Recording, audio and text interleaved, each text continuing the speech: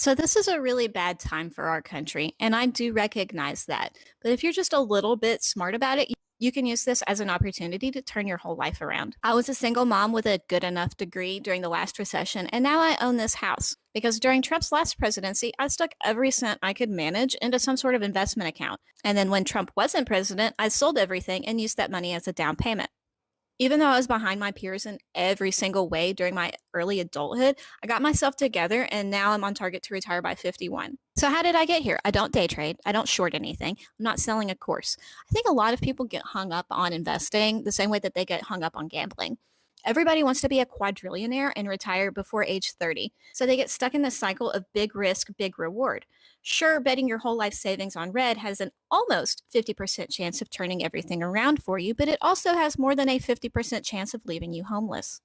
I've never felt like I've had the privilege to take those kind of risks, but I've also had the misfortune of seeing my dad's grandparents struggle to pay bills late in their lives. We're talking like 90s. And I knew that looking towards the future was super important, so I didn't place an additional burden on my own children. So what did I do? I quit making stupid purchases. Usually you know when they're stupid. I found out recently that people are out here door dashing food to their homes multiple times a day. That's not great. Quit paying for a car that your boyfriend drives. Quit giving in to capitalistic trends like Labubu's or Stanley's or whatever. And on that note, avoid debt. Get out of any kind of higher interest debt that you have. You need to stop spending money you don't have. Yeah, some debt is manageable, and you do need credit for large purchases like homes and cars. I personally got sick of driving beaters and bought a Civic in 2016 because I did math and the payments were less than what I was paying to fix my car every month. But it's not like I went out and got a Chevy Equinox with 27% APR to haul around my 3 Labradoodles that I'm still paying for. Next, get a better job. You cannot budget your way out of poverty. You can't budget your way out of poverty, and there is no spreadsheet on this app that an influencer can sell you that will change that fact. And I know everybody's like, there's no jobs, but you can increase your desirability for when there are jobs. You can learn a skill from the internet. YouTube's a hell of a thing. You can network within your career path. You can volunteer. You can go to school if you want. That's what I did. I went to school and got a bachelor's degree and then decided that I wasn't ready to pay back my loan. So I went back and got a master's degree. And that did help me get jobs, but that's not the only path. And honestly, I probably would have been better off without the master's degree or if I'd taken a different path entirely. And honestly, I've worked in a bunch of different industries, and that would not have been possible if I had not gotten a job as a secretary at a plant.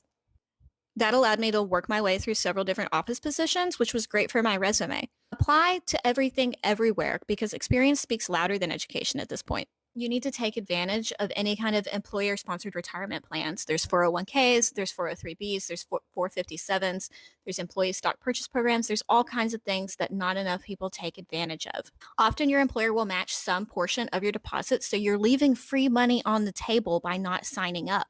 And often you just have to fill out the paperwork and they do the rest. Some people don't enroll because they don't feel they're in a place to be without that extra cash, but even 1% of your paycheck can really make a difference years later down the road, and it's barely anything now.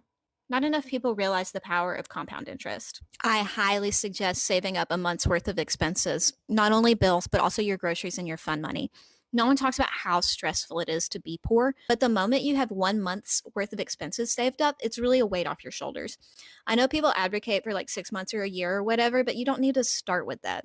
If you start a new job and you won't get your check for a while, or even if you lose your job, you can probably get a minimum wage job or a little side gig to hold you down for longer than a month with your savings. And you have the breathing room to actually make good decisions instead of being in survival mode. After you've got all that worked out is when you need to start thinking about your retail investments.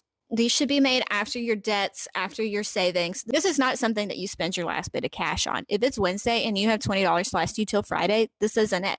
This is when you've been holding on to that $20 since Wednesday, and now it's Friday, and you've gotten paid, and that's extra. Just a few dollars here and there in a retail investment account or an IRA can really make a difference 1, 5, or even 10 or 20 years down the road, if you're smart about it. I am not a financial advisor, but I am probably the only person that you know of that had a baby in high school and still has a plan to retire by 51. And I just look at the industries where the government is investing in, as well as the sectors unlikely to crumble in the face of an economic recession, and allocate my money accordingly. If you want more information on that, I invite you to follow my page. I post my findings on TikTok first.